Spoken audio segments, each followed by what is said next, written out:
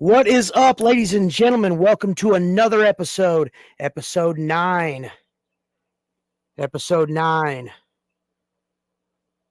9 of Wrestling with ADHD and Bruce. I'm your host, Bruce. You are the fans, and I'm going to introduce my special guest. Ladies and gentlemen, tonight on the show, discussing how he wrestles with ADHD. You see what I did there? Hunter Storm. Hey, how you guys doing? Hey, what's going on, man? How you doing? Oh, just living the dream, dude. Living the dream. Living the dream. Hey, how you guys doing? I hear that. Hey, what's going on, man? Hey, sorry, guys. That was me adjusting my privacy settings so that everybody could that's going to comment can comment on my in the comments section.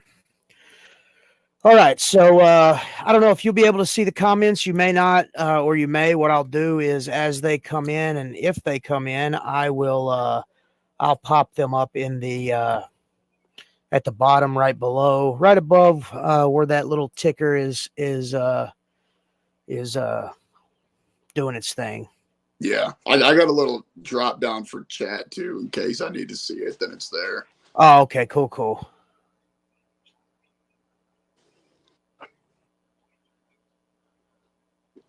Oh, wow. That'd be really super cool. I don't know if that's real or not. Sorry, my son just sent me a production still. What's up, Caden? Just sent me a production still of Beetlejuice 2. So really super excited about that. I heard about that too. I'm pretty sure Michael Keaton's still going to be in it, though. Yeah. In fact, let me see if I can show y'all guys this. It shouldn't be any kind of copyright whatchamacallits, but maybe you can.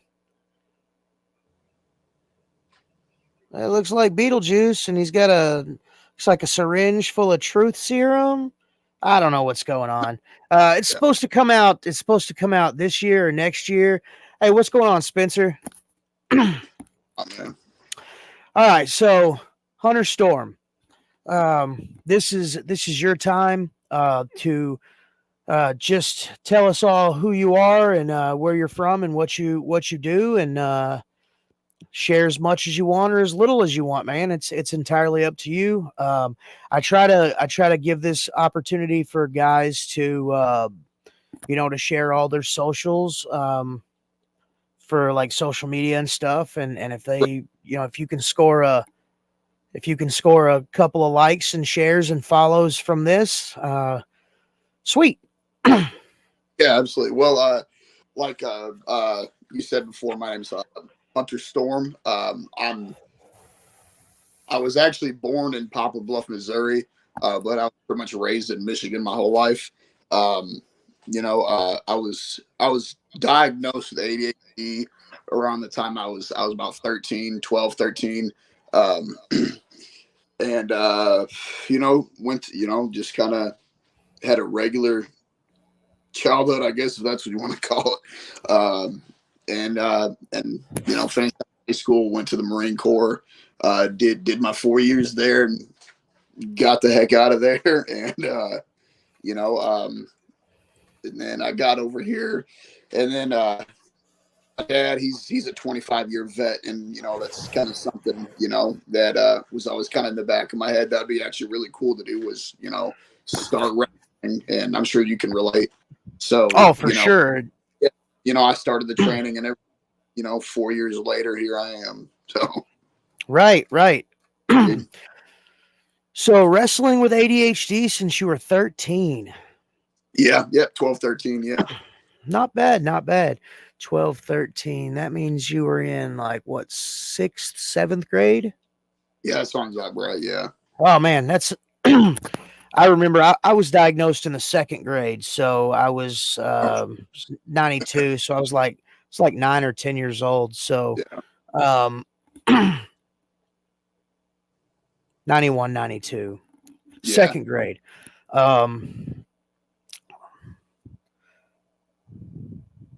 No, that can't be right. Anyways, there's that little tangent thing. I didn't go to math school. I don't know. Right? Marine as well, so math is not my strong suit. No, I relate to that one, dude. But yeah, so growing up, like, what are some of the what are some of the things that you had to deal with Well, man, when it definitely. comes to ADHD? Like, I understand we all have different kind of life experiences that mold us and shape us and direct us, but like the constant, since it's in your head, since it's you, the constant here is ADHD. So what are some of the things that you ran into? Man, probably the biggest one for me is, like even as a kid, I was always a creative dude. So it was super hard for me to stay focused on one thing that I had in my head and sticking with it, because I would be like, okay, I don't like this anymore. I'm gonna start something else and not even get halfway through it, and then I'm gonna start on another thing and eventually go back to that other thing and finish it and never do. So it was always just really staying focused on one task, and I've never really been able to actually do that. Right. I have this thing that I've adapted over the years. Yeah, man. Hey, what's going on? Well, Melissa, how are you? Cameron, what's up, dude? Doing all right, doing as good as we can be, I guess. I am actually ready for the big show this weekend. Should be fun. Oh yeah. Um, so yeah, I developed this thing over the years, and it's almost like a coping mechanism where I already know that I'm going to eventually lose interest in the thing, Yeah. and so I don't necessarily get rid of it, because I know that okay, this week I might not be having fun with it, but next week I will most definitely be having fun with it. Oh man, absolutely. Man, a big thing that like I know that really worked for me is that I would have like a really thick notebook, and it would have to be thick for a reason, because I'd have just so much stuff that I wanted to put in this notebook. Like whenever I wanted to start on something, whether it be like just a little side art project I want to do, or I was wanting to build something, I would write it in that notebook and write down where I wanted my stopping point to be okay for me to move on to something else, and Yeah. I would keep the book. Yeah, for And sure. What was that? I'm sorry. that notebook, and man, that really helped me through a lot, coping wise and everything. Oh It yeah, helps. yeah. Well, in my opinion, because I do the same thing. It definitely helps with the mind clutter. When everything is just all over the place, when you put it down on pen and paper, when it's out of your head and written down, not necessarily that it's set in stone, but so that way it's out. You know what I'm saying? You got it out of your head, and it's not just a thought. Once you give it that physical form, it's something like, okay, I'm gonna do this. Right. Um, No. I've got lists for days. What are they called? Day planners, yearly planners, whatchamacallit. Yeah. Those helped me out a lot. Those helped me out a whole lot in school. Oh yeah. It's for me too, man. Man, Chief, we miss you, dude. Hope you get better soon and come back just as strong, if not stronger. Absolutely. Um, so yeah, those are always good things. The lists, because me, I've got so many hobbies that I do. Some of them I do better than others. Some I do really really poorly, in my opinion. When others are like, oh man, that looks really cool, I'm just like, it's not what I want it to look like, so it's kind of shit. I know it. So yeah, that being said, one of the things that people like us with ADHD, um, one thing that I realized is, when I want to do something, I have a it borders on obsession. You know what I'm saying? Like, um, I an example that I use a lot is painting. I love painting. I used to draw. I still do draw from time to time, but now it's more of a digital medium, with Photoshop and different, computer applications like that. Um, but I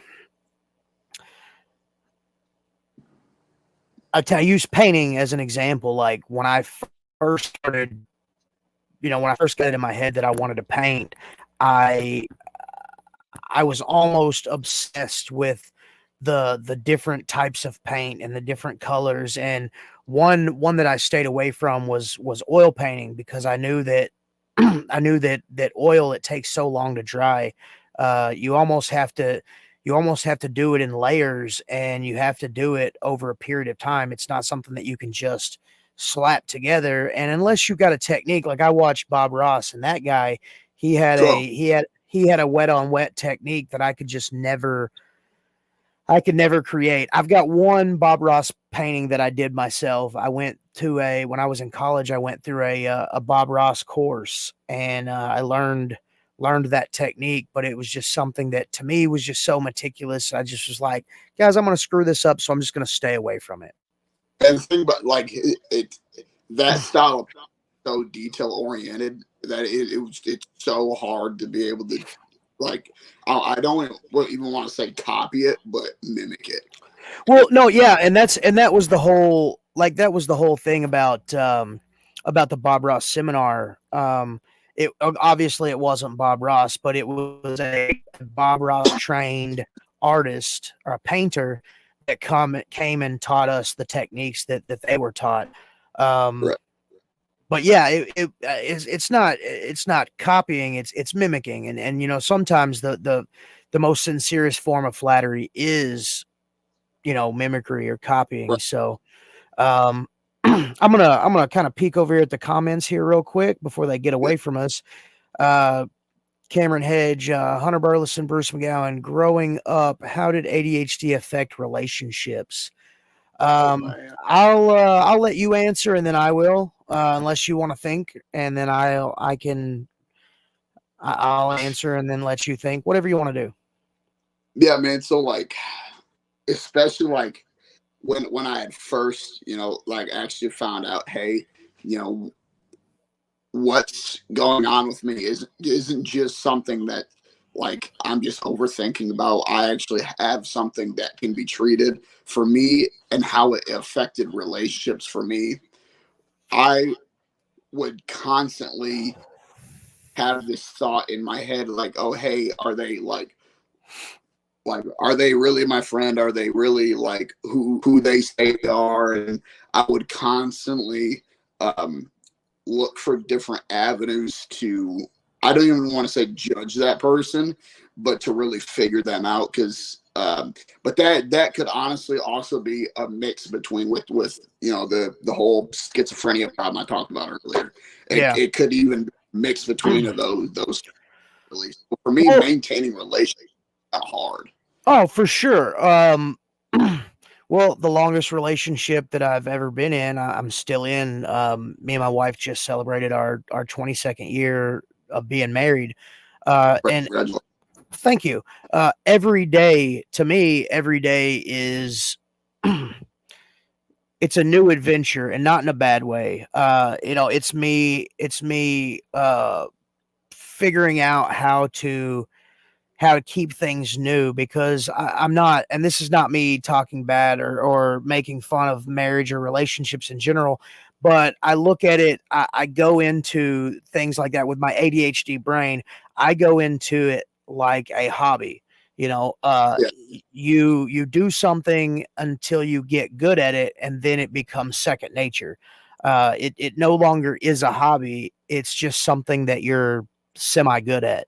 And I'm not saying that I'm always good at being married, because sometimes I'm not. Sometimes I'm shit at it. But the repetition, the repetition, and the dopamine that I get from that um, hasn't gone away, and I don't really see it ever going away. But it's one of those things where you just figure out ways to make it work. I get what you're saying along the lines of like friendships, those type of relationships. I always kind of kept myself guarded and kind of masked around my friends, because I didn't want them to judge me because of my quirkiness or my inability to focus. If somebody was telling me a story, like I I took from the story that they were telling me the important parts, and everything else I would almost not react to, because it was like, hey, that's cool. Can we go on to the next thing now? But again, those friendships friendships don't really work out that way. So you can't just kind of rush them along. You have to just let them get what they're going to get out, and you just kind of have to be like, Just there for man. do what? You're just there for the ride, dude. Yeah, you're just there for the ride. And don't get me wrong, like there's sometimes where me personally, I act like I'm engaged, because that is the thing that you're supposed to do as a quote unquote normal human. I don't classify myself as a normal human, but that's kind of the thing that you have to do. You have to act normal, or people are like, something's wrong with this guy. So yeah, Cameron, relationships, man. ADHD affecting relationships. It's for a lot of people, it's, I wouldn't say a struggle, but it's a task.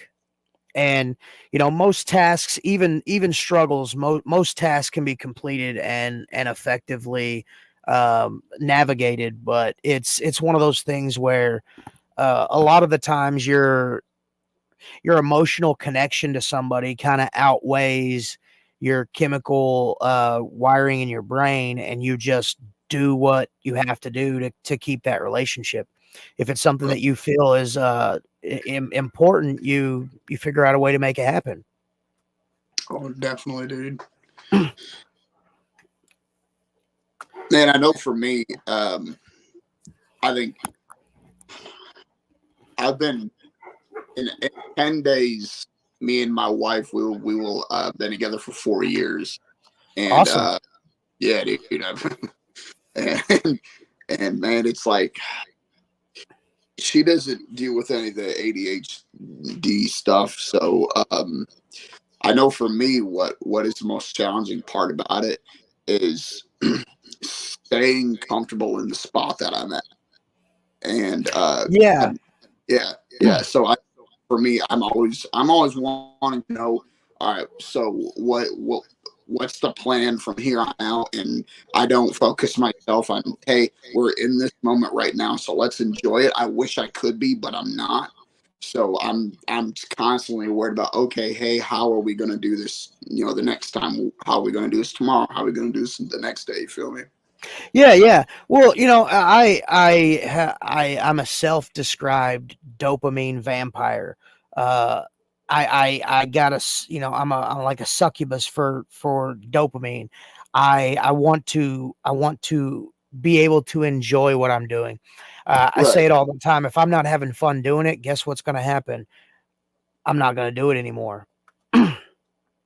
I was talking before, and to one of my guests before, and it was almost like it disappeared. Like once it no longer gives me the or once it no longer gives them that person the enjoyment that they were getting, it's almost like out of sight, out of mind. Right. So with relationships and life in general, that was the follow up to Cameron's uh, comment earlier or before. It's almost like you have to Uh, Me personally, you fake it until you make it.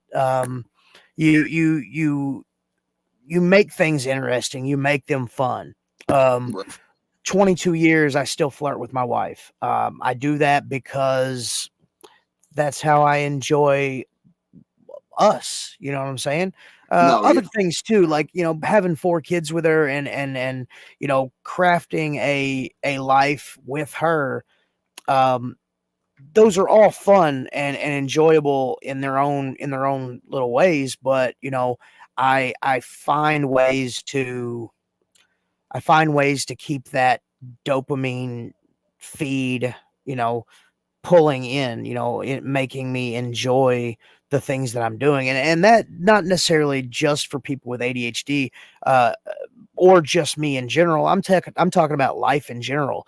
If you right. have a problem, if you have a problem enjoying something, and it's something that's worth a damn and you want to keep doing it, find ways to make it fun. No, yeah, You know what I'm saying? You just have to, uh the topic at hand is ADHD, but it's also wrestling. So with that, in a wrestling, from a wrestling standpoint, if you do the same thing over and over again for X amount of years, yeah, you're gonna eventually hate doing that thing, which you're gonna eventually hate wrestling.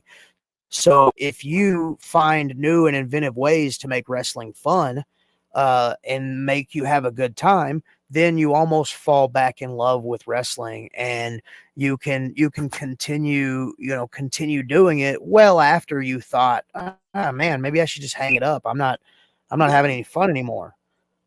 So yeah, Cameron, that's what I do.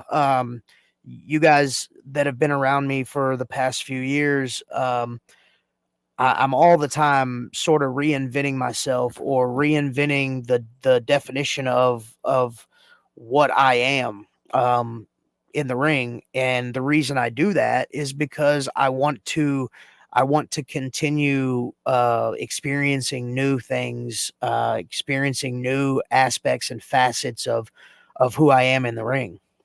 right.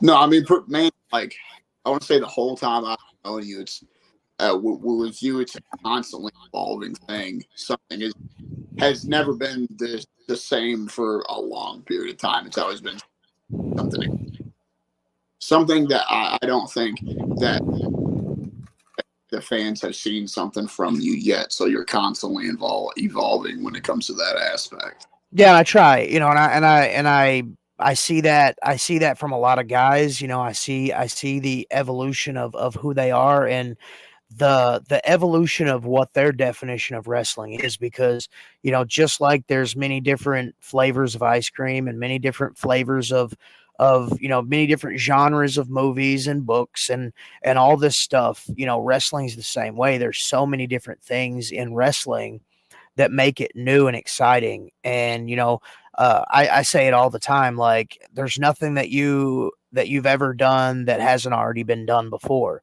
It's just figuring out your way of doing it, and figuring out a way to make it work for you. Right. Oh, hey Paul, what's going on, man?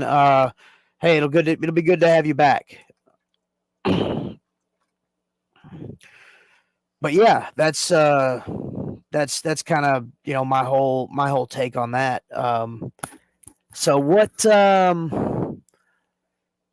how did ADHD, were you on medication for your ADHD, or how did you? No. How it really started is like, especially with a lot of things at home, the way things were going for me, especially when like schoolwork, obviously. Um, a big part in that is me not being able to pay attention like everyone else is. And my mom was starting to catch on to that. So she took me to, I don't remember where it was at. Might have been over in Grand Rapids, Michigan, and she took me over there and sat me down with an actual specialist when it comes to that stuff, and we had talked about it, and that's when I was actually diagnosed with it, and I may have been on medication for a little bit, but I know after, pretty much after that were gone, we just never, my mom just never went back to refill them for me, and I haven't been on anything since. I got you. So like with me, and I try to do this all the time. Or I say, I'm not going to do this, but I end up doing it anyway. So I'm not even going to say it anymore. With me, in similar yet different situations, my parents thought it would be advisable for me to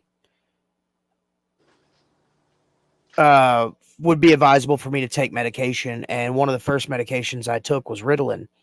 And I started off at a really low dosage, 5 milligrams once a day.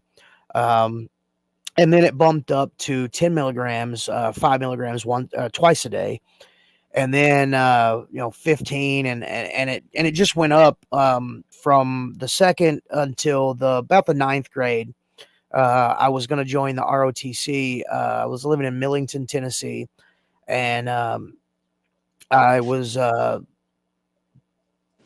gonna join the ROTC, and the guy that I talked to was like, "Hey, shows that you're on medication for ADHD. Just to let you know that if you plan on joining the military, or if it's even a thought in your head, if you want to keep that option open, from the ninth to the 12th grade, you cannot be on any medication, because that will disqualify you." And I was like, well, I want to keep my options open because I wasn't the best student, in general. So I was like, here's what I'll do. I'll keep that option open, and I'll do my best. And if there's a situation where, I've really got to buckle down and I've really got to focus, I'll keep my prescription just in case. Yeah. So, 9th, 10th, 11th, I pretty much just used the bell in between class to as an alarm clock to wake me up to go to the next class. Right. And then it was about the last semester of my senior year when they pretty much they had the talk. They brought my mom and dad and me into the counselor's office and was like, "Look, your son, he has been messing up, and what's going on, Debbie? Glad you could make it. He needs to really focus, or he is going to repeat the 12th grade over again." And Right. of course, it was a huge disappointment to my mom and dad because they were both really, really, do good in school oriented, and me, I mostly did crap. And the reason, it wasn't, it was me doing it, but once I learned the thing that I needed to learn, I just lost focus or interest in it. Right. So, why would I want to sit there and listen to a teacher talk to me for 30 minutes about something that I honestly already knew the answer to? It was almost like, hey, you taught me what. Hold on a second. There you go. It's my pack of dogs. So yeah, you've already taught me what 2 plus 2 is. It's 4. Why do you have to explain to me the intricate details of taking 2 things, adding 2 things to them, and then having 4 things? Why do I need to know anything else? What's the actual point other than just trying to cram a bunch of stupid stuff into 30 minutes at a time? No. Let's go on to something more fun.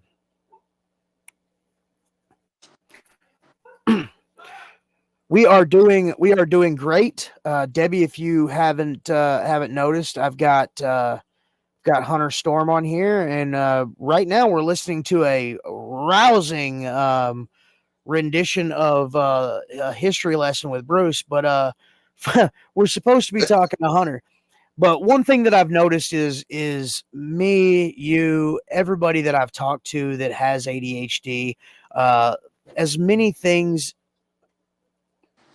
as we have that are different, we are a lot the same. Um, a lot of, we may have had two different walks of life. We come from two different places, um, two different childhoods, two different, completely different people, individuals. But one thing that makes us the same is our struggle with ADHD and our how we wrestle with it. Um, so so yeah, how was little things like homework or because I know with me I would do the homework, but then from the house to the teacher, if it got lost in my backpack, my bad. I did do it. I just lost No, interest. I know for me, a lot of it was, hey, I'll do one question and then I'll come back to it about 10, 15 minutes later and I'll do the rest of the homework later. And man, and for a while until I'd like actually, kick myself in the rear and was like, hey, Hunter, get your stuff together. It was more of a thing. Like, dude, I would even forget to do the rest of it because I would do like half the homework and be like, oh, hey, I need to go do this real quick because it needs to be done like now when it could have waited. And it was just a thing where my head, like I really couldn't concentrate on the task at hand, like homework wise. And my head would be in so many other places that I had to do whatever was in my head at that very moment and just like completely just forget about everything else. Yeah, Debbie, you are absolutely right. Homework sucked. Um, I Facts. I was a lot the same way. Like if as soon as I got home from school, if I even looked at something that wasn't homework, the homework maybe didn't get done. No, yeah, it Uh, never. it's just because I lost focus. You know what I'm saying? Like once once work once work was done, once I was home from school, I was like, hey, look, school's done. I could do a lot of my homework at school, Yeah, but at the same time, I just, for whatever reason, I would, and I would do it. I would almost have to do the work. And I remember doing this, I would have to do the work and then fold it and put it in my book because I knew that book was going to make it to class. And yeah. if that book made it to class, I could just open it up and, oh look, hey, I know I said I didn't do my work, but I got it Here right it is. here. It's right here. Yeah, Here it is. it's I was just lying. I don't know what I was thinking. It's right here. That's just Um, plain. but yeah, uh yeah, that's a thing that I did, and it was goofy as shit. So we've been kind of drawing on like right. That is absolutely right. I have to do this now. And our brains are like, what homework, right? And Yeah, that goes for you'd tell yourself on the way home, like, man, as soon as I get home, I'm gonna sit down, I'm gonna do this homework. But the second you get home, oh look, something shiny, or oh hey, yeah. there's that level on that game that I've been trying to beat for a month. I'm gonna go ahead and see if I can do it. I'm only gonna do it for a few minutes. 5 more attempts. 3 hours later. Yeah, Uh, for real. David, dude, we've talked about this, bro.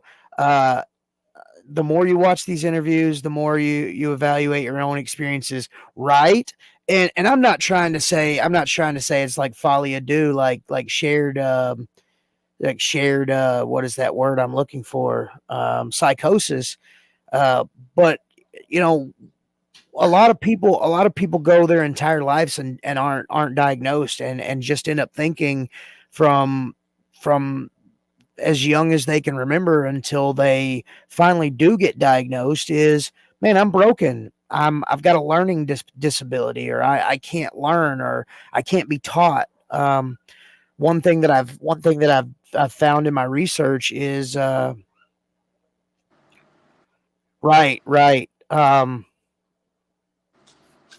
Okay, next I die, lose, I have to get back to work. Right. Yes, absolutely.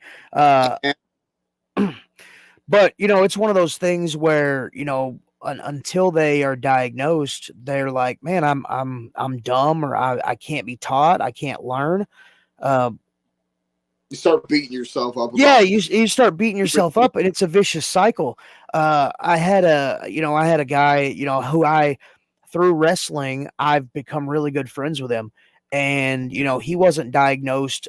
Uh, I think he was diagnosed like 10 years ago, and like he spent his childhood and early adulthood, um, knowing that there was something wrong, but not being able to put his finger on it, or not being able to say, hey guys, I want to do this thing, but my brain's telling me that there's should be some tapping noise because I'm going to get some enjoyment out of that. You know what I'm saying? Or just some weird thing like that. I've got a, it's not a fidget spinner. It's just a regular ink pen.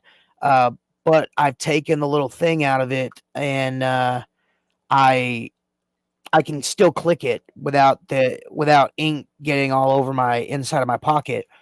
And sometimes I use that to focus. If I'm at work, or if I'm in a situation where I have to be focused, I'll click that son of a gun until my thumb is, sore, just to remain focused. And it helps me center myself, and it helps me to realize, hey, you got stuff to do, bud. Um, Pay attention. I know a lot of it for me was this could be with like literally anything, but like I remember being in school a lot, and I would have, like, let's say I had to go to the bathroom or something, right? And I had to like do a certain thing a certain amount of times before I would allow myself to go up and go to the bathroom. Like it could be like, hey, I have to, tap my foot 10 times before I'm get up and go to the bathroom. Weird, man. Oh, but Well, yeah, that sounds a little bit more like OCD, but at the same time, obsessive compulsive disorder, ADHD, obsessive compulsive disorder, to a certain extent, the spectrum of autism, they're all they all walk that fine line, and just right. just a half a step to the left or to the right, and you may have one or the other. But no, I 100% get that, and it makes lots of sense. Absolutely, Debbie. And Zach, Zach and Lydia, I'm not no selling you. I'll get to you guys in a second. But yeah, TV shows are the same way. I have almost sat until my bladder exploded because whatever I was watching was more important than getting up and going to the bathroom. For real, Um, man. um, I appreciate that. I really do. I have a lot of fun doing it. I know it's not wrestling, sort of, so to speak, I mean, but but it it's, is though. It's oh, it totally is. It's yeah, entertaining, and it's fun. yeah, yeah, right, yeah. So yeah, and I'm sure Hunter, you've had some experiences with that too. Like, you're so singularly focused on one thing that a lot of the other stuff just kind of falls to the side, and you don't think about it as much. Oh, absolutely, man. Because I know, actually, because because I was getting a lot of advice from you from it actually, because when I was wanting to starting to learn how to make masks and stuff like that, I would do it for a while, and then I'd get to a certain point, like, you know what, I don't do this anymore. I want to do something else, and just completely forget. I have like 4 different pieces in my closet that I'm halfway done. Right. I've got several different gear designs that I'm working on, that are in various stages of completion, Yeah. because, like, in my head, and that goes for my artistic side. In my head, I have an idea of how I want something to look. how something has to look. You know what I'm saying? Yeah.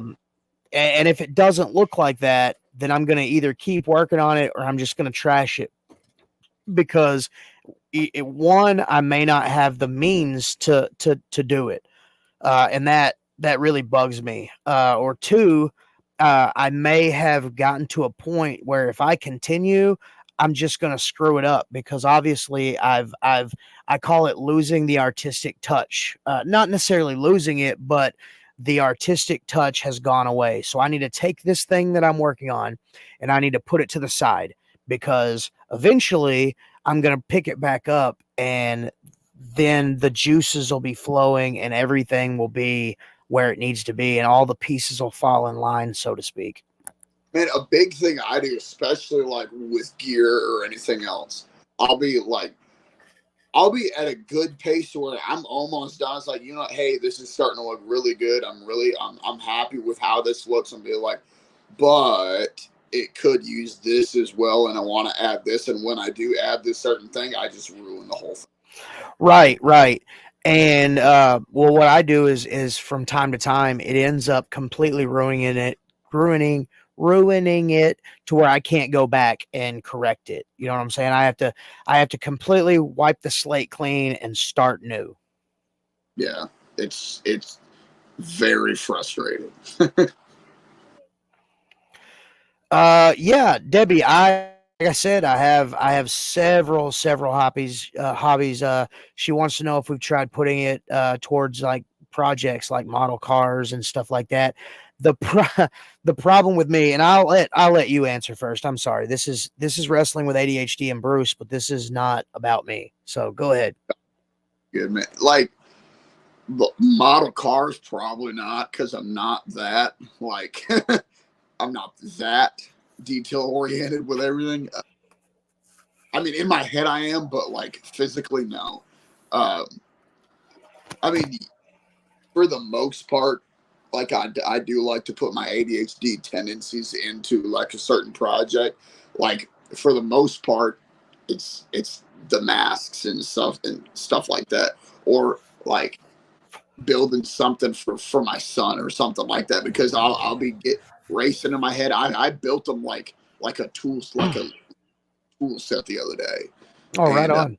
like it just something like, oh hey, I feel like I need to do this in like now. And that's something I feel like Ashley doesn't quite understand to a certain point. Like if I want to do something, it has to be done like at this moment in time.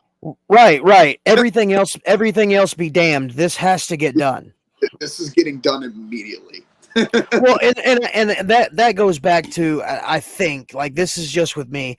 That goes back to the hyper focus. You know what I'm saying? That goes back to the if I don't do this thing, I'm going to lose interest in this thing, and then the thing will not ever get done. Right. Yeah. Absolutely. So I think for people that and this is just my advice. This is not like scientific fact or proven or anything like that. I think for people that are living with somebody who wrestles with ADHD, in general, I think it would be best to just almost let the thing, like, don't get me wrong, like important stuff. If the house is on fire, not a good time to be painting your masterpiece, or something, a pipe bursts and water's everywhere. Probably not a good time to customize that next beautiful piece of wrestling gear. Right. But that being said, like if there's no real pressing issues, the best thing you can do for somebody with ADHD is to just sort of let them do their thing, because once that thing is done, then everything else comes. You know what I'm saying? But I've over the years, I've been, let's say I've been working on a project, and that's what I call them, my little projects. I'll be working on a project and I'll have a situation where something major is happening and I have to put the project down. Once I put the project down and I go handle the thing that's the most pressing thing to worry about at the time, Once I come back to that thing, it takes me so much time to refocus and recenter myself, to almost put myself in the mindset. I have to, it's like I have to, okay, I was watching this at the time. I was listening to this music. I was, all the mood has to be right. You know what I'm saying? Excellent, man. Or I fall into, like, I wouldn't call it a depression, but almost like a funk where it's like, man, I'm not good at anything and I'll never be good at anything and I'll never be able to complete any project. And, that's my mind telling me, hey, dude, why can't you do anything right? And then, Nope.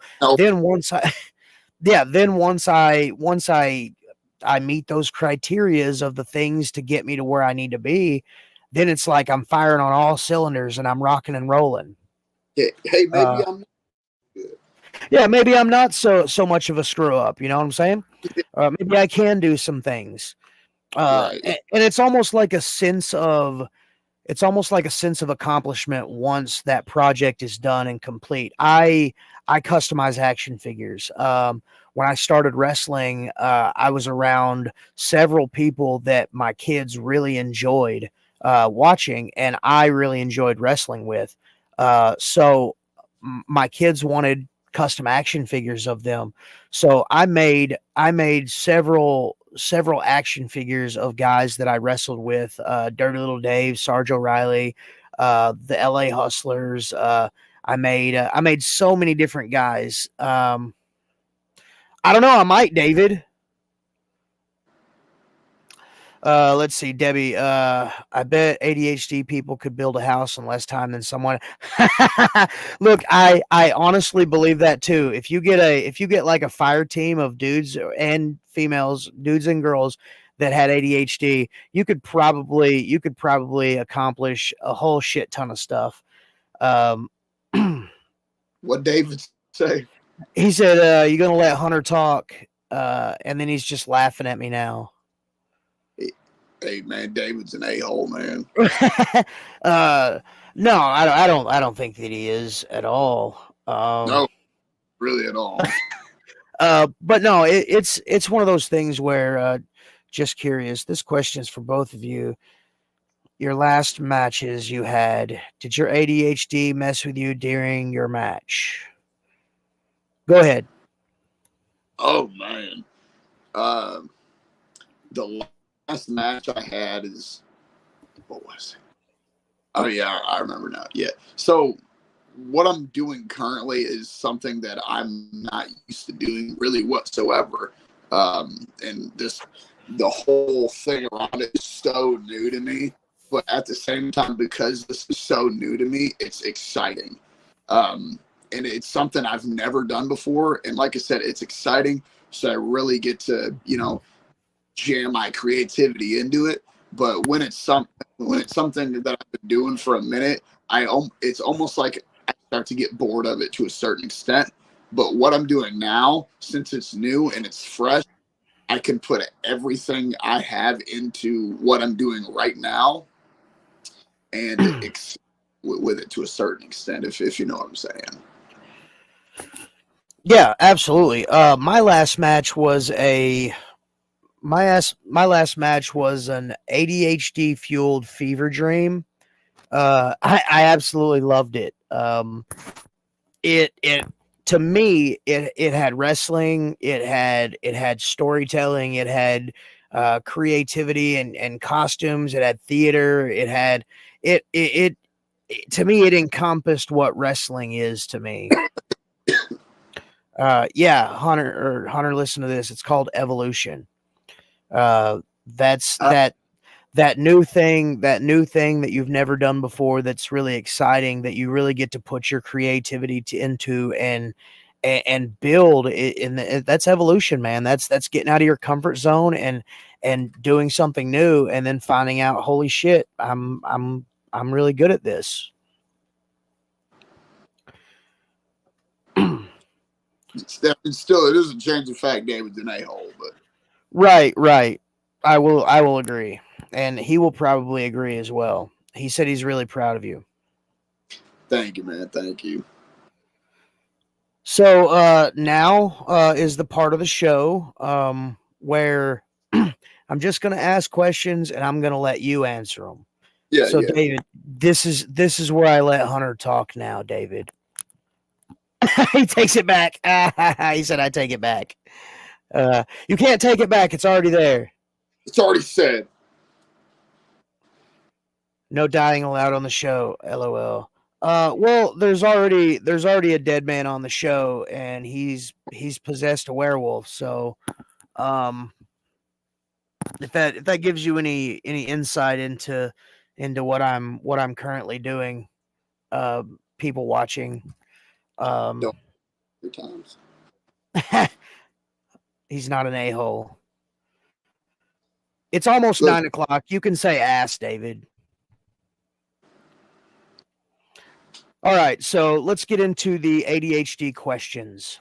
yeah. First off, the thing I love about this, and I've came up with these questions, and it doesn't matter who I talk to, they always have been answered or can be answered one after the other. One answer will lead into the next question.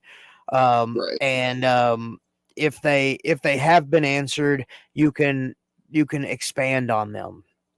So, question number 1, how did having ADHD affect you growing up? Oh man.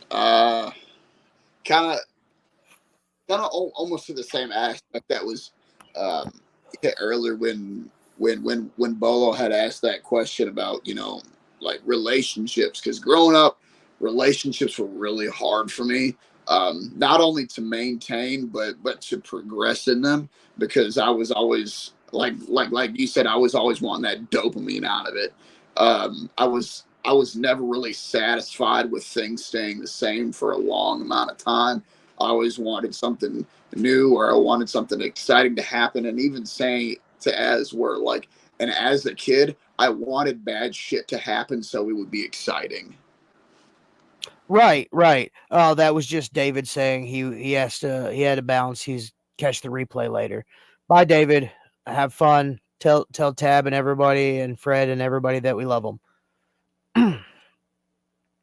No, I completely agree. You had to, you want to make things new and exciting, and when bad stuff happens, there's that intrigue, there's that dopamine of how do we fix it. Right? Yeah.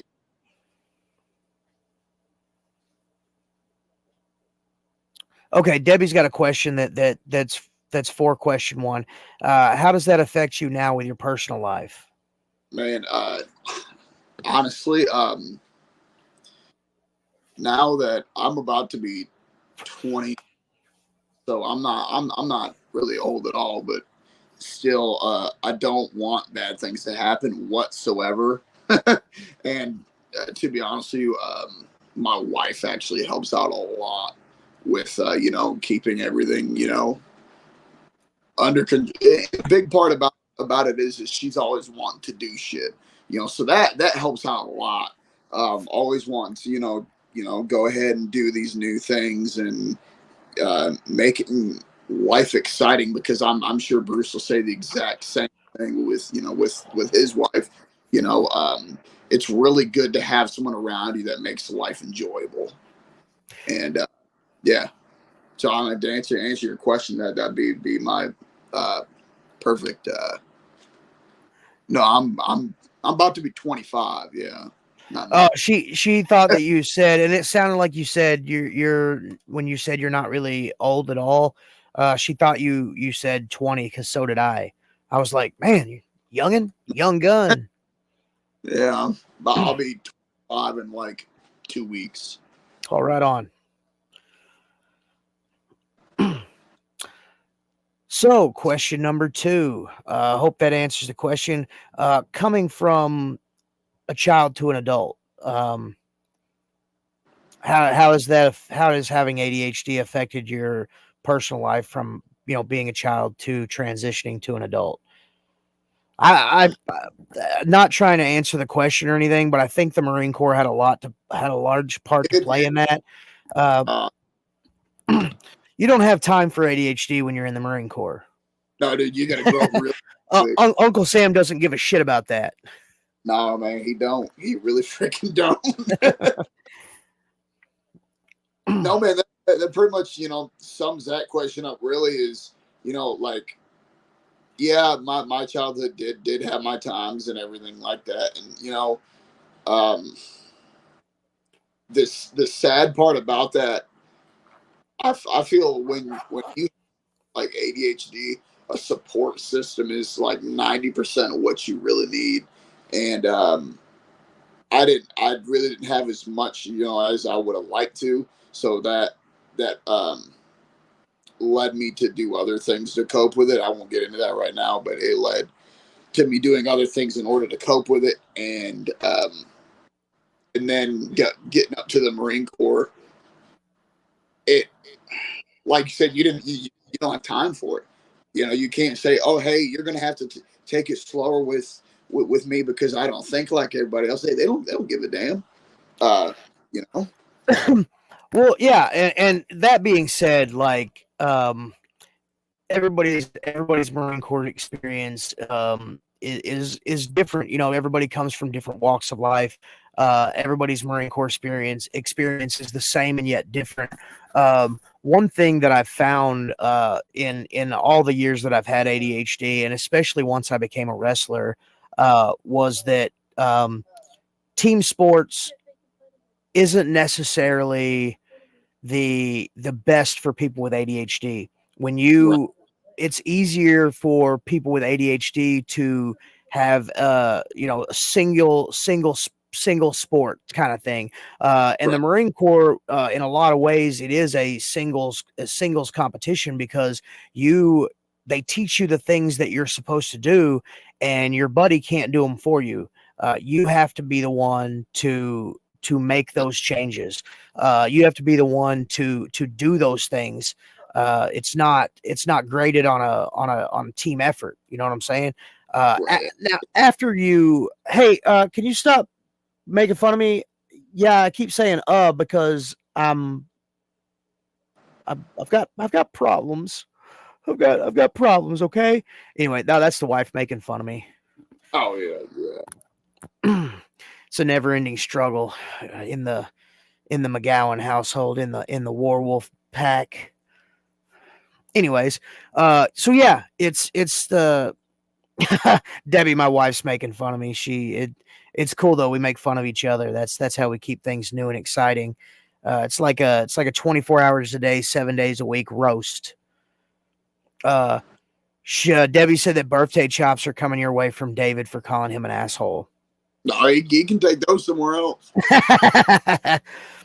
But no, and that's the thing about the Marine Corps is, not only is your day from the time you wake up until the time you sleep, they especially in boot camp, they pack it full of so much stuff that you don't Right. have time to to lose focus. And coming from a combat experience, uh when you're in combat, you don't have time to lose focus. You lose focus, you lose your life. Yep. So military in general, you don't have time for it. You really start to live and become an adult after your service, because then you're kind of forced to be an adult. Not that you're not in the military, or in the Marine Corps in general, but there's no accountability but your own. So when you get out, it's almost like when you turn 18 and you move out of your house and you go get a job and you look, Dad, I'm an adult. Well, after the Marine Corps, there is nobody that's looking at you saying, hey, you got to do this, then you got to do this. It falls all on yourself. See you later. Yeah, yeah.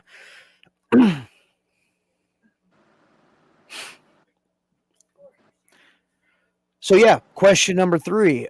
Wait, how has it affected your wrestling career? That was question number 2. How has having ADHD affected your wrestling career?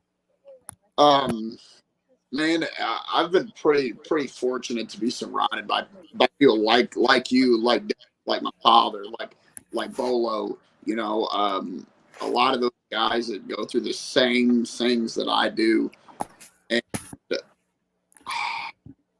the most part about it has been creativity wise. When I will have something going for me that I really like doing, and then I'll be doing it for maybe like 4 or 5 months or so. I'll be like, all right, it's time to change it up a little bit because it's getting boring to me, and I want something else with it. And man, I feel like wrestling career wise. Oh, and another thing about that, I get in my head way too often. You know, I'll be like, and constantly I'll be like, hey, did that look like shit or no? Right. And A lot of yeah, a lot of that yeah, a lot of that has to do with insecurities that we have with ADHD. Uh, right, we're almost perfectionists to certain extents, and if if we do something and to us it doesn't look like it's the greatest thing ever, we wanna reach out and get that confirmation from somebody who knows, or somebody who at least watched and can tell you, hey, yeah, that sucked. Um, maybe don't do that again. right, Or maybe do it like this. right, yeah, yeah. So what are some tricks that you've learned over the years? What are some wrestling moves that you've learned over the years to wrestle with ADHD?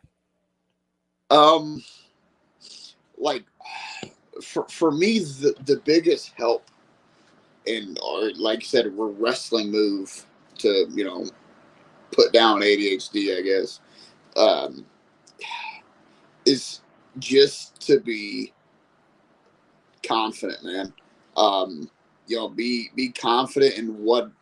Just to tell myself, hey, Hunter, you know what you're doing, and just trust yourself. And I think that has been the best thing I could have ever told myself, is just be confident.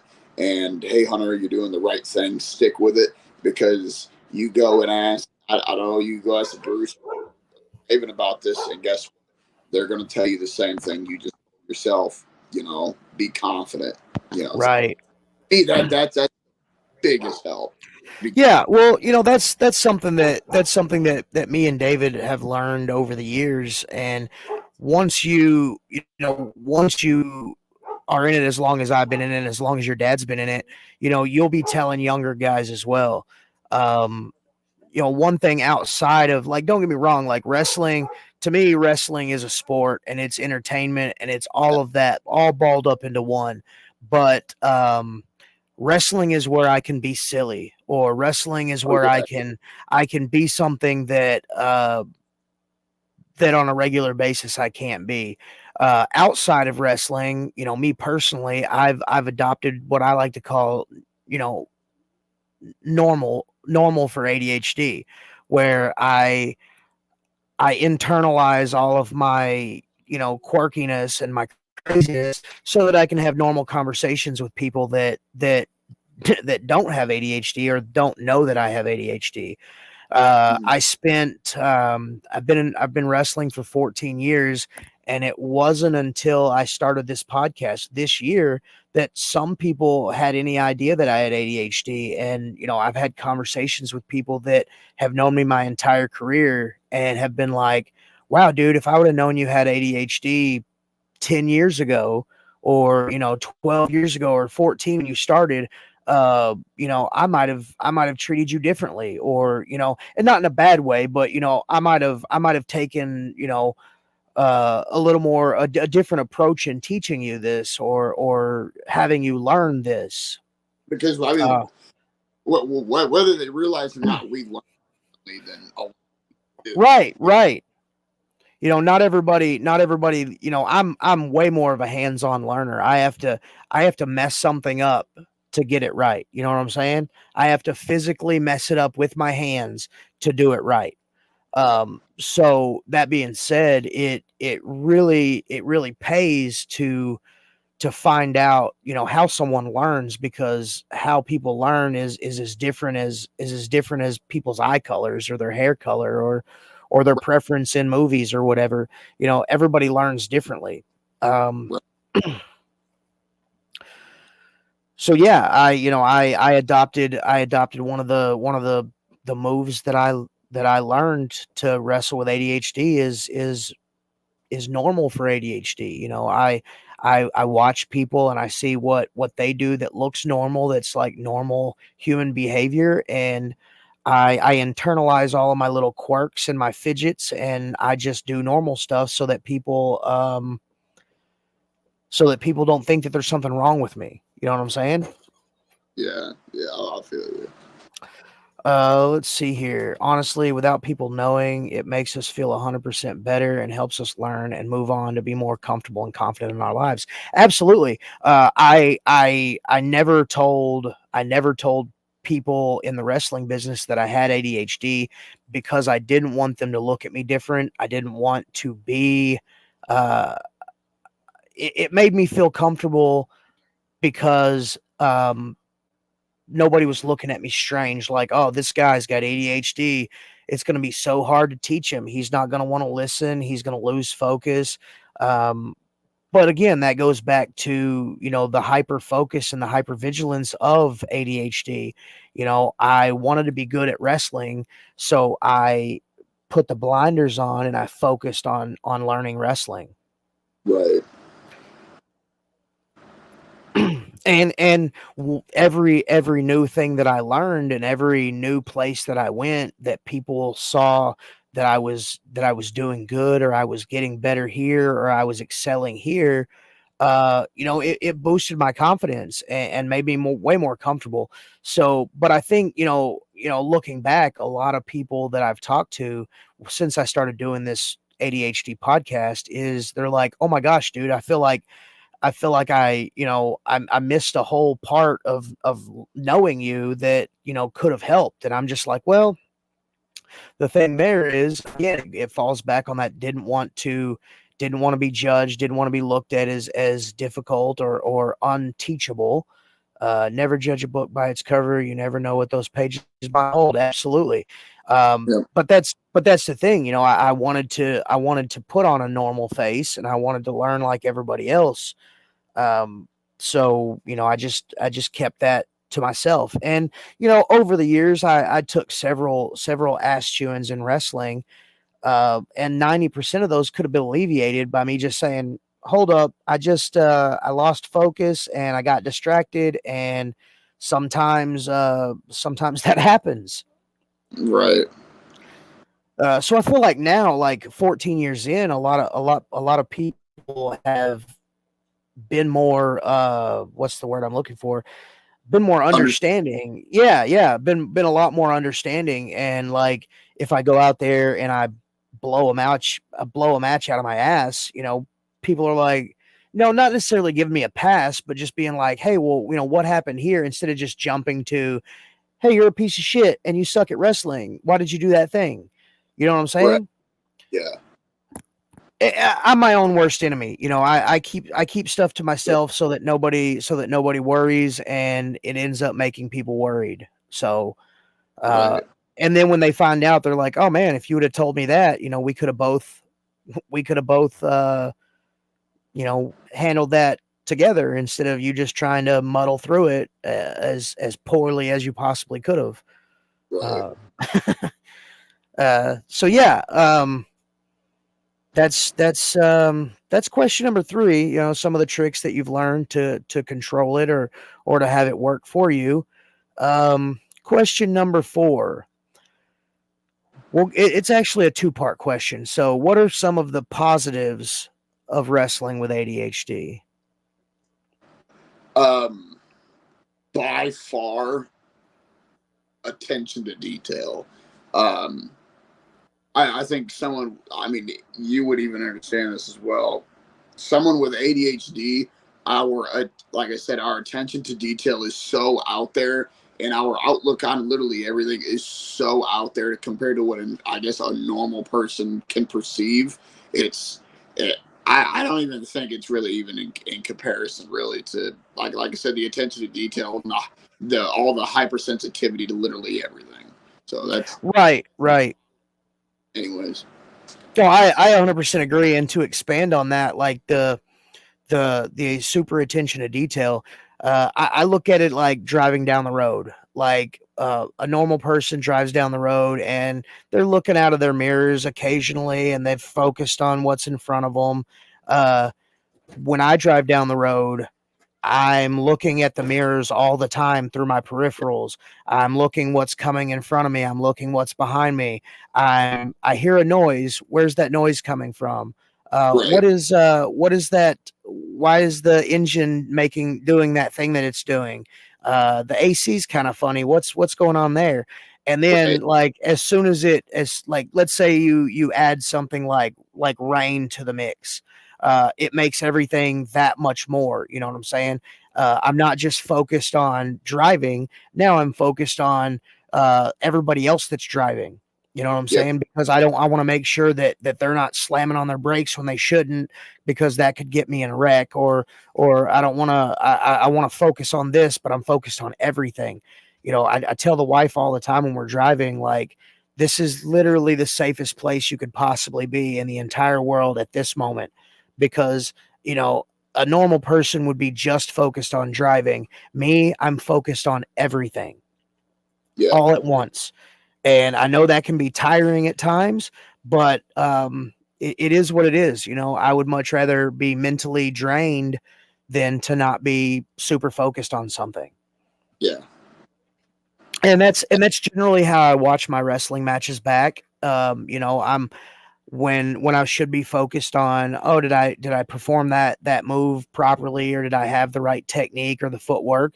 I'm focused on, well, you know, my boot came unlaced here, or my shoestring is popped out, or you know, just something. You know, why did my beard do that weird flip thing that it did there when really I just wanted it to lay down? Why Um, does uh, do what? why does my stomach hang so much? Dude, yeah, there's that too. Right, right. I feel the same way, John. I don't know that. I mean, we all probably would have been, because you know, being trained and then now transitioning to the guy who trains people, I see a lot of the mistakes that I made as a young guy in wrestling. I see everybody make those same mistakes. When I first trained, there was certain things that I did, and there's certain things that I see other people do, and I try to comfort people by saying, "Hey, you're not the first person to make that mistake. Don't beat yourself up about it. Just keep doing it and doing it this way, and you'll get better. Or keep trying to do the thing that you're supposed to be doing, and you'll get better."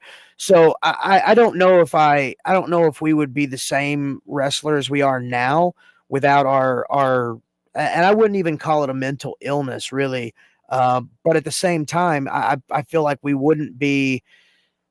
I feel like you're right. You know, there's a certain part of me that doesn't think that I would be the same guy I am now if I didn't have ADHD. And I'm not saying that that's a bad thing. I'm just saying that it may have taken me longer or less time to get to where I'm at now, or who knows? You know, maybe I would have gone further. Yeah, Uh, absolutely. Let's see. So you pay super close attention to detail. My doctor hasn't professionally said I have it, but has hinted at it. But my husband has ADHD and ADD, and honestly, this kind of explains a lot. Um, what the what I tell people is the best thing that you can do, the best thing that you can do if you feel like you have ADHD, or you know, ADHD as well, is to go get evaluated. And the best way to do that is get a referral from your doctor to go see a psychologist, because they can. Psychologists are the ones who are medically trained to recognize and diagnose ADHD. When I was a kid, when I was in the second grade, my grades were shit. my focus was shit. Everything was garbage. And we went to a doctor. The doctor referred me to a psychologist. I went to the psychologist, and with the first few minutes of being in the psychologist's office, he was like, "Hey, dude, guess what? You're not broken. You have ADHD. You know, so let's take this medicine. Let's get you right." And that's that's a thing. I talked to. Since I've been doing this ADHD podcast, I had a lot of friends message me or call me and talk to me, and they're like, "Dude, I'm not trying to latch onto your thing, but I think I might have ADHD." And I'm like, just go get tested. The worst they can say is you don't have ADHD, or the best thing they could say is, "Hey, you don't have ADHD." Um, depending on how you look at it. But yeah, that's just a uh, thing. I've got 4 children, and out of the 4 kids, my oldest son has ADHD, and he's got a pretty good case of it. So, that being said, you know, 1 out of 4 ain't bad. Yeah. Sorry, my daughter was saying something to me, and I can't. Was diagnosed with ADHD. Oh, No, they don't call it that anymore. yeah, they don't call it ADD anymore. ADHD. The DSM-5 classifies it as ADHD, attention deficit hyperactive disorder. Sorry. But yeah, my second son, Caden, he was diagnosed when he was a kid as well. So look, 2 out of 4 ain't bad. I've got some friends that are girls that have ADHD, and it's weird, but like for girls, it's the same but different. Right. So I don't know if that makes any sense or not. It's same but different. Same but different. Right. So yeah, okay. Part B to question 4. What are some negative side effects of wrestling with ADHD? Yeah, I mean, in my opinion, honestly, the positives can just have the exact same effect as the negatives, because you could be paying so close attention to that detail that the most important thing you miss is fun. You know? And in a nutshell, I think that would be my honest answer, is just missing out on the fun part and being so hammered into everything that you, as someone with ADHD, thinks is so important, but nobody else sees it. And you're just like, oh, hey, my foot was not at the right freaking angle when I have to go lock up or something. My foot's in a weird spot, and you're missing the fact that, hey, the fans are really enjoying this, and you're missing all that. You know what I'm saying? No, I completely agree. For several years, I did that. I was so hyper focused on making sure I did everything the right way that I've said this for years. I love every single thing about the business, even the shitty parts. But I I hyper focused on the details so much, and even more when I messed up the little details, that I was in my head, and I didn't realize that hey, I'm a wrestler, and I'm getting to do cool stuff that people don't normally get to do. Right. Yeah. So yeah, I could see that as a negative. One thing that I used to do, and I don't do it so much anymore, is I was so super focused on everybody's little inside baseball. I was so super focused on everybody's spots that I would end up messing up my own or missing my own spots, because I was so worried about making sure I knew what everybody else's spots were. Right. And Yeah. dude, that got me in trouble so many times. And when I say trouble, I don't mean like, you're fucking fired, Bob. It was, really just butt chewings from guys that I looked up to. And all I could tell them was, hey man, I'm sorry. I was so focused on everybody else's stuff that I forgot my own. Man, Uh, I know there's, man, I think you've told me it a couple times is that when I'm out there, I worry about the next spot too much, and that's one of my biggest things is I need to focus more on what's going on in the current moment than I do in the next spot. right. Well, and that, that right there, it's almost a double-edged sword, because you wanna know what's coming up next, but at the same time, you don't want to rush into the next thing. You wanna be in the moment. So, that being said, I had a guy tell me, a guy that I watched on TV for several years. I asked him a question at a seminar, and he told me, he's like, look, why are you worried about, let's say you and me are wrestling. Why are you worried about my moves? You can't do the moves for me. Right, The only moves that you can do, and the only ones that you're responsible for doing, are yours. If I forget my moves, that's on me. right, So if yeah, if you forget your moves, man, that's on you. That makes yeah, you look like shit. So the best thing you can do, and the only thing that you're ever asked to do, is just call your own spots. You know what I'm saying? Just handle your own spots, because it's really on the guy that you're in the ring with to know his. yep, And I was so, like I said, I was so super focused on everybody's spots, that I ended up shitting the bed, and forgetting my own. yep, So, for him to tell me that, and that was, man, that was like 4.5, 5 years ago. I'm a completely different wrestler now than I was back then, because I took it to heart, and I realized that, you know, I can only be responsible for what I'm doing, not yep. the guy that I'm in the ring with. That's on him. And if we're both professional wrestlers, we should be doing that. Oh, I like this one. Debbie wants to know, where do you see your wrestling career going forward right now? Uh, Hunter Bolo, new tag champs, waiting to see what happens, hopefully. I mean, man, for me, what my whole mission in this is first, to create my own legacy, not just my eyes, but my father's a vet at 25 years. I want to I want to do the name proud in that aspect too. But man, I want to have that effect to where when people go home, the the the kid's still talking about it. The kid's still talking about me. They go to school the next day. Oh, hey man, you should have went over there. They did this and this, and it was awesome.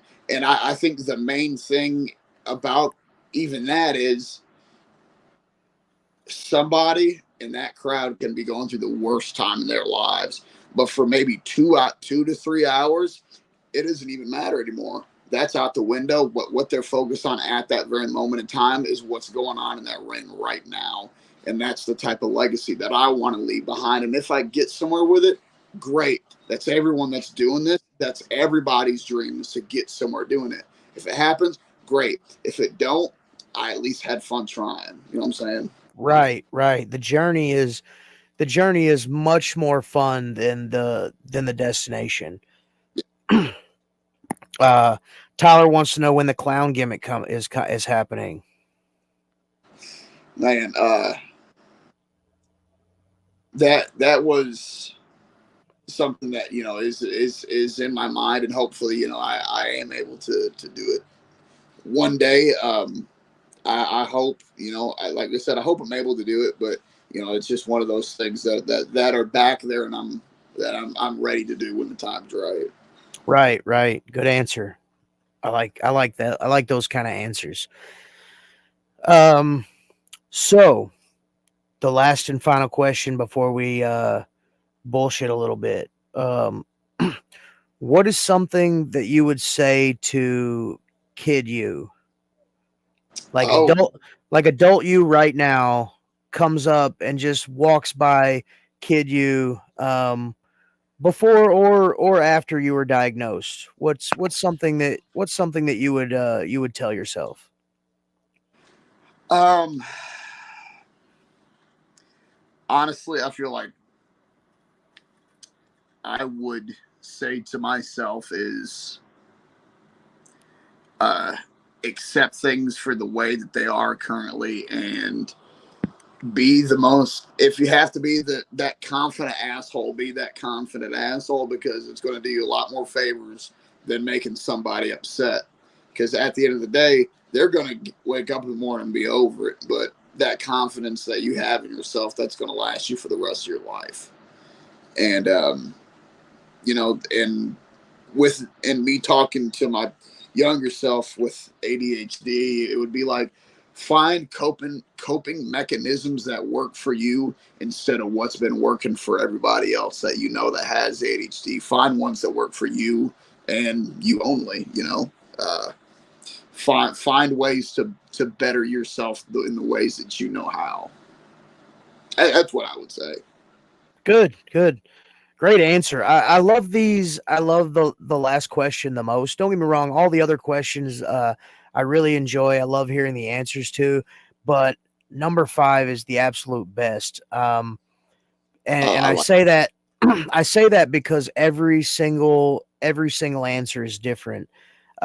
But at the end of the day, if you stack all those questions up, every single one of them are equally important.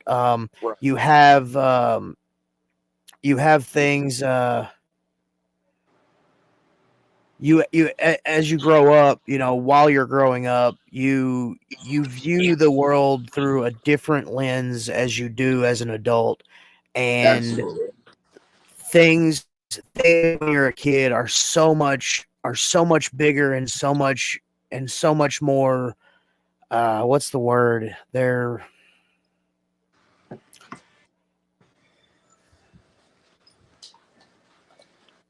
I don't really know the word I'm looking for, but they're just so much.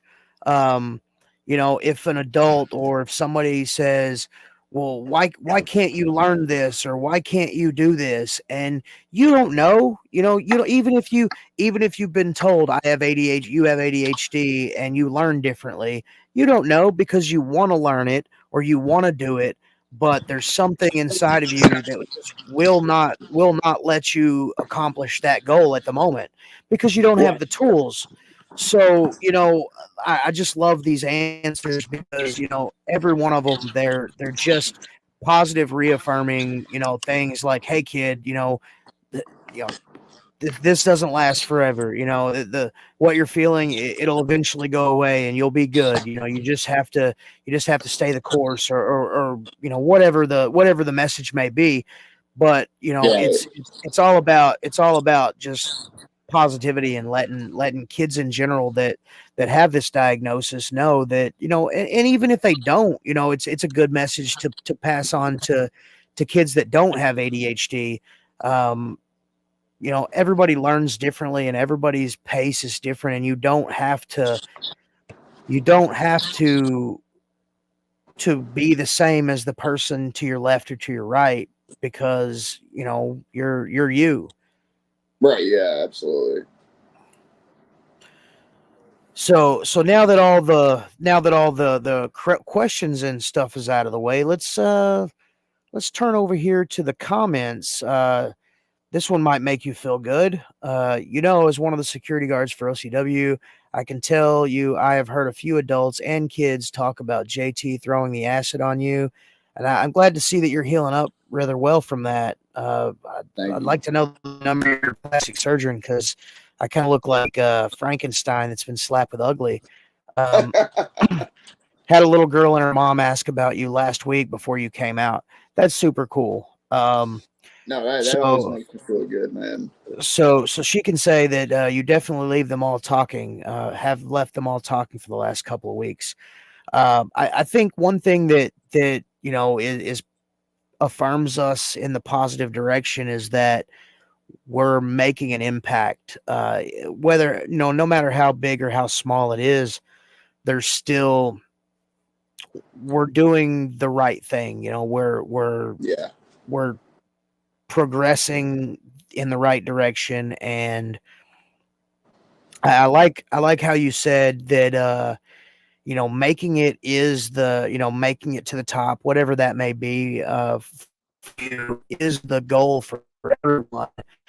But even if you don't make the fact that you went out there and you tried, that's just as good. Yeah. One thing that I heard several years ago, and I'll take this to the grave, and I will forever do this. Business owes us nothing, and we owe the wrestling business everything. And I Absolutely. say that, and what that means to me is that when we start wrestling, what we sacrifice for wrestling is our body, our personal time, our whatever it may be, personal time with family, friends, or weekends. My signal is kind of shit, so it's kind of glitchy. But what we sacrifice and what we give to wrestling is what wrestling is owed. So people that have Absolutely. before us and paved the way. You only get back what you put in. So, the sacrifice that you make today is going to be returned down the line, and there's no guarantee when, as long as you keep pushing forward and keep making it happen. And that's in life in general. If you just half-ass life, man, life's going to half-ass you. But if you give it your all and you put in max effort, what you're going to get in return, it's something that can't be replaced. I have strong feelings about military service and the Marine Corps in general. When I first went to boot camp, I never thought I was going to make it, and then when I did, it was like, holy shit! I sacrificed all of this, and what I got in return is a title that's mine forever. You know what I'm saying? Never be taken away And from you. never be taken away. So that right there, it kind of, in my opinion, that translates to wrestling as well. Yeah. As much of my body and as much of my personal time and freedom that I've given to wrestling, I'm slowly starting to see a little bit of a return from that, because I've got so many people that look up to me, and I tutor and I mentor so many people that Right. I feel like I'm starting to get that back. You know what I'm Thank saying? you, man.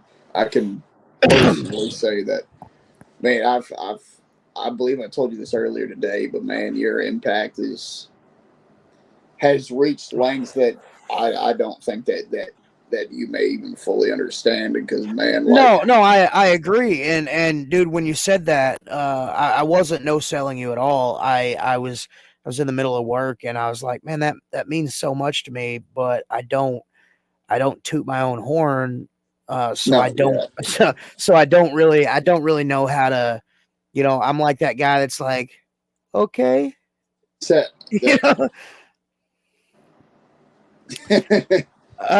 Debbie, yeah, to a certain extent, he'd already been wrestling when I, you know, um, met him.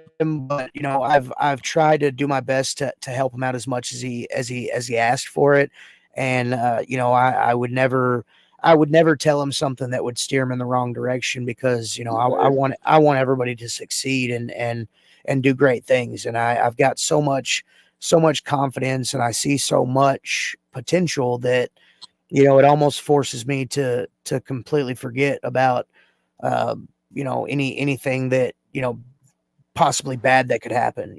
I see a lot of good stuff in Hunter, and he's taken Thank you, man. a lot of the stuff that and this is not me blowing smoke. I've actually seen a lot of the stuff that I've told him that he's implemented, and it's the reward is, hey man, you remember that thing that you told me a couple of years back? Well, I did it, and dude, it totally worked. And I'm just like, No, for real, man. yeah, Yeah. it feels good, because like the guys that told me probably had that same thing told to them, and then when I can pass that on, it's like that keeps wrestling alive. Oh yeah, These lessons that you learn that you have positive confirmation that they actually work, those are lessons that you're going to pass on to the guys that you train, and those people are going to pass it on to the guys that they train. And it's Man, just I remember, man, one of the probably biggest things you used to tell me was slow down.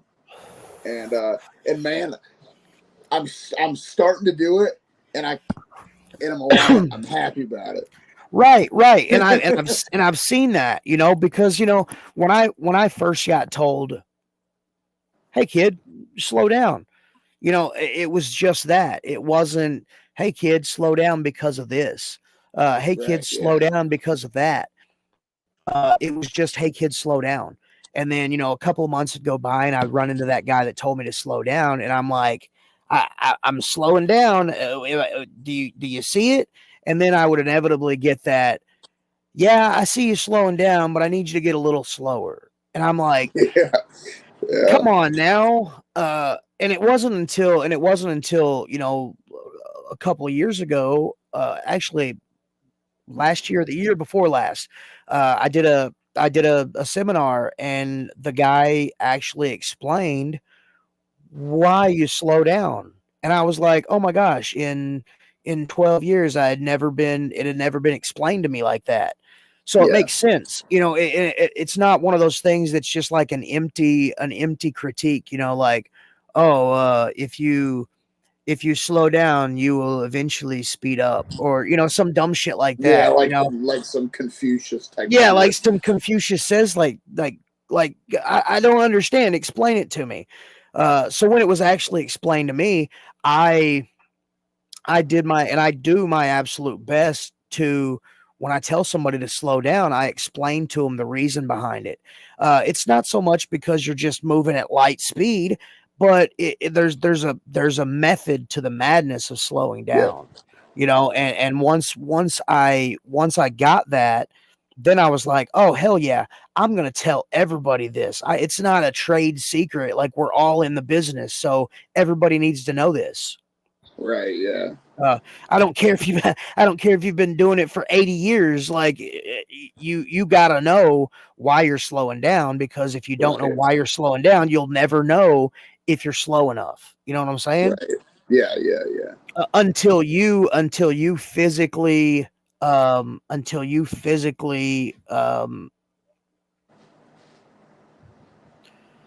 if you until you do it yourself, until you slow down and you see that the reason you slow down is legitimate, you're like, "Oh, that's just some old dude telling me to slow down." You know what I'm saying?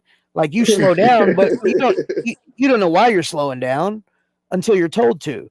Right. It's almost like, okay, so I explain like my wrestling training like this. Like, I didn't I was trained how to do the moves, and I knew how to bump, and I knew how to do the moves, but until I got with a guy who explained to me the business, I didn't know why I did those moves. You know what I'm saying? I Right. Yeah. did Yeah. them. Yeah. Yeah. I just did them. Right. So whenever I got with somebody who, not saying that the people that trained me didn't know, but somebody who had done more and experienced more actually sat me down and said, "Hey dude, this is the reason why you do this," or, in this situation you would do this and this, because it leads to that and that.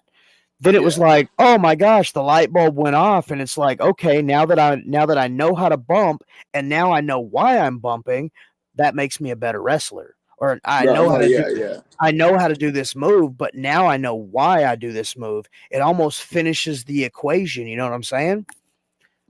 Dude. Exactly, man.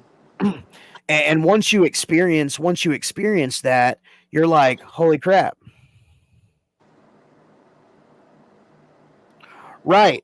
Absolutely. Well, and that's sort of why when we started the training academy, we included, myself, David, and Garion, because all of us had different experiences at different, we were all in different levels of our vethood, I guess, and we had all had different experiences in our travels, and we were able to give three different viewpoints for the same thing.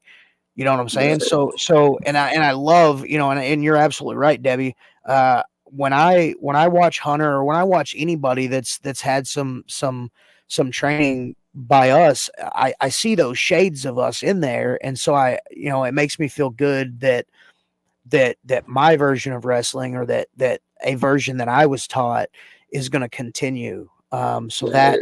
that just means so much. It means the world to me. So I'm glad that you recognize it too. Um, so yeah, man, we've been on for an hour and 40 minutes. I feel like that's a good enough time, and a lot of people got to hear us talk. And David, if you're watching this at the playback, I gave him a shit ton of time to talk, and I didn't just talk the whole time. So there's that. Um, Well, man, I had an absolutely great time talking with you, man. oh, And sweet. sharing So did everything. I, dude. I'm so glad. I'm so glad that I finally got you on here. Like I tell everybody, I'm eventually gonna do a part 2 to all these, just to kind of touch base again. It'll be a whole new, same show, whole new format, because it'll be a round 2. So it'll be the rematch clause. Works for me, man. I'd be happy to be on here again. Awesome. Sorry, a little thing went into my earpiece. I don't know if y'all guys can hear these things or not, but anyways, ladies and gentlemen, thank you so much. Hunter, stick around for a second. I'm gonna go ahead and drop you out and say the goodbyes. Thank you for being a wonderful sport and amazing guest. Absolutely, man. Thank you. Well, ladies and gentlemen, that was it. Episode 9, Leatherneck. Wrestling with ADHD and Bruce. I'm your host, Bruce. Love you guys. I will see you next show.